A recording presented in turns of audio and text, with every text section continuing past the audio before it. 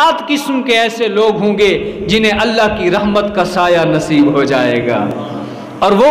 7 قسم کے لوگ کون سے ہیں؟ اور یاد رکھیے، جب بھی کبھی کہیں پہ ہی تقریر آپ سنتے ہیں، واعظ و نصیحت کہیں سنتے ہیں، تو اسے سب سے پہلے اپنی زندگی کے اوپر موازنہ کرو۔ مثال کے طور پہ یہ جو اوپر 6 چیزیں میں نے بیان کی،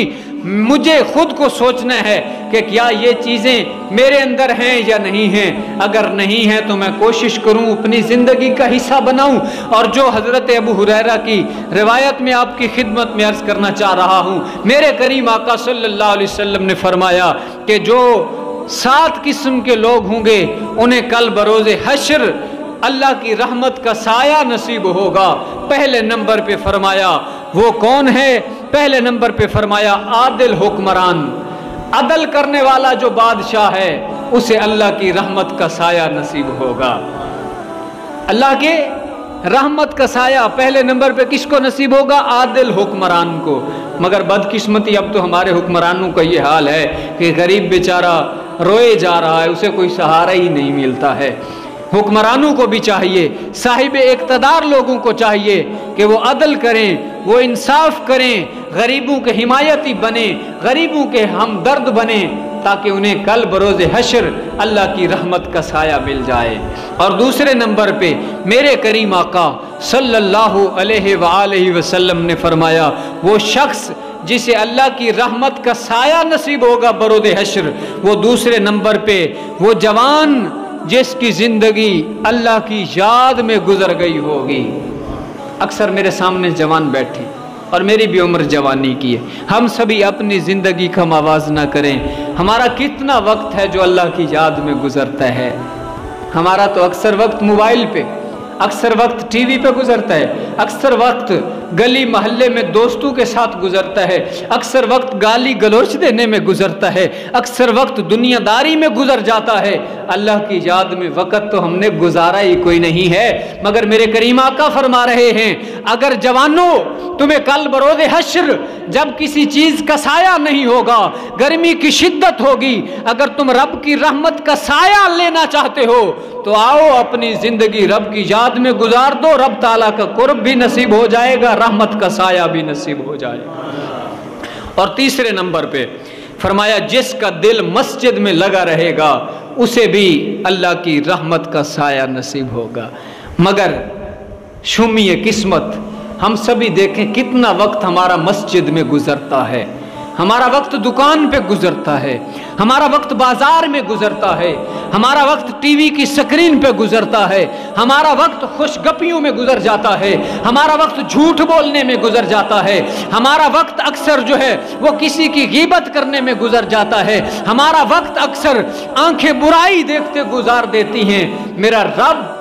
اپنا قرب کسے عطا کرے گا اور رحمت کا سایہ کسے عطا کرے گا؟ اس جوان کو رحمت کا سایہ بروز حشر نصیب ہوگا جس نے اپنی ساری زندگی رب کی یاد میں گزار دی ہوگی، اور جس نے اللہ کے گھر مسجد کے ساتھ دل لگایا ہوگا، اللہ کی رحمت کا سایہ اسے نصیب ہوگا۔ اور یاد رکھو وہ وقت بروز حشر، یہ دنیا دارالعمل ہے، آخرت دارالجزا ہوگی، وہاں کوئی نیکی نہیں کی جا سکے گی، وہاں کوئی اچھائی نہیں کی جا سکے گی، وہاں یہ اچھائیاں کام آئیں گی جو دنیا میں کی ہوں گی۔ اللہ نے اسی لیے قرآن میں سب کچھ واضح بیان فرما دیا تاکہ میرے بندے پھر حشر میں یہ نہ کہیں کہ ہمیں پتہ کوئی نہیں تھا۔ علماء کی ڈیوٹی اس لیے لگائی کہ تم بتاؤ لوگوں کو کہ یہ دنیا دارالعمل ہے، یہاں عمل کر لو، یہاں نیکیاں کر لو، تاکہ آخرت میں پھر تمہیں پشیمانی کا سامنا نہ کرنا پڑے، پھر شرمندگی کا سامنا نہ کرنا پڑے۔ جوانوں، میرے نبی پاک فرما رہے ہیں کہ اس آدمی کو وہاں رحمت کا سایہ نصیب ہوگا جس کا دل مسجد میں لگا ہوگا۔ مگر ہمارے دل مسجد میں نہیں لگتے، اگر کوئی آ بھی جائے تو فرض پڑھ کے بھاگ جاتے ہیں، ایسے لگتا ہے جیسے کہ مسجد کسی کے لیے قید خانہ ہو۔ صاحبو یاد رکھو جس نے مسجد کے ساتھ دل لگایا اسے اللہ کا قرب بھی نصیب ہوتا ہے، رحمت کا سایہ بھی مل جاتا ہے۔ اور آگے چوتھے نمبر پہ فرمایا کہ وہ 2 افراد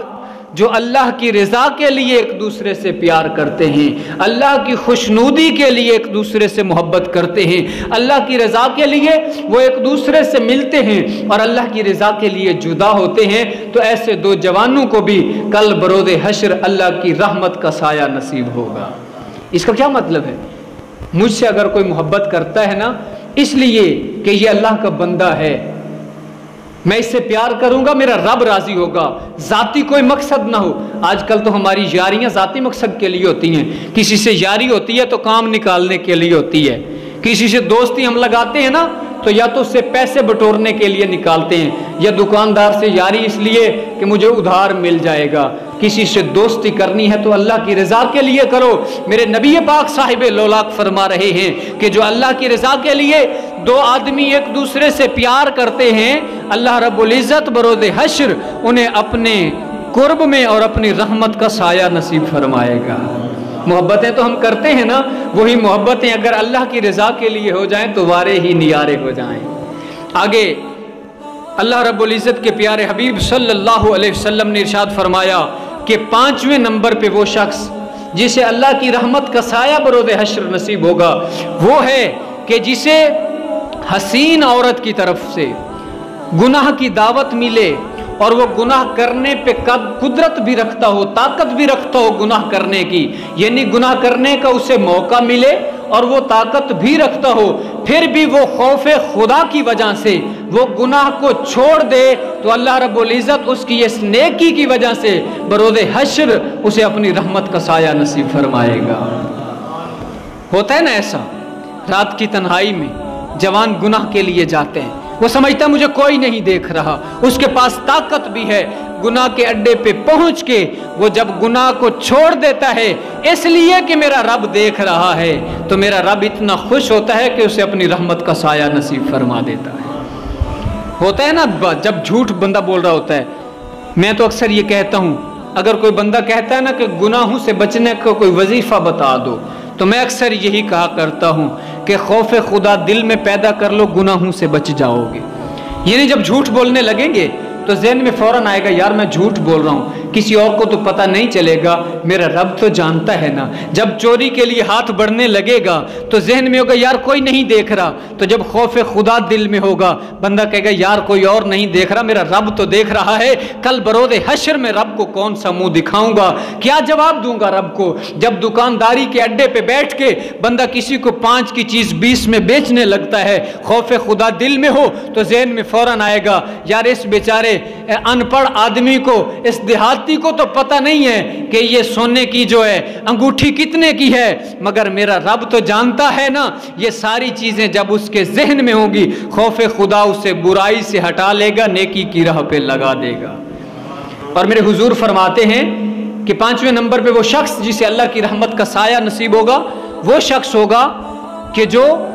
جسے نیک گناہ کی دعوت بھی دی جائے اور گناہ پہ قدرت بھی رکھتا ہو، صرف خوف خدا کے باعث گناہ کو چھوڑ دے، اللہ کی رحمت کا سایہ اسے نصیب ہو جائے گا۔ اور 6 نمبر پہ میرے حضور نے فرمایا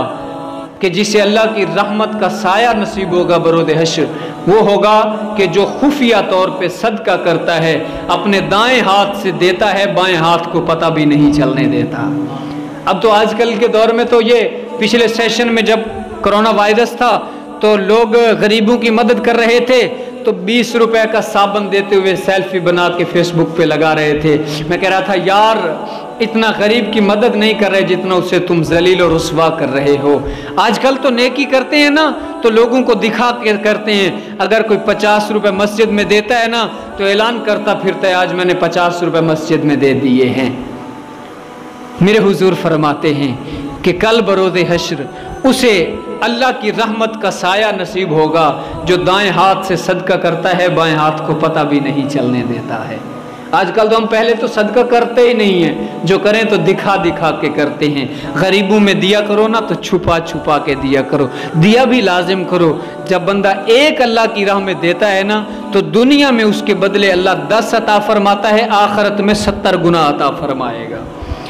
اور 7ویں نمبر پہ میرے حضور نے فرمایا کہ جسے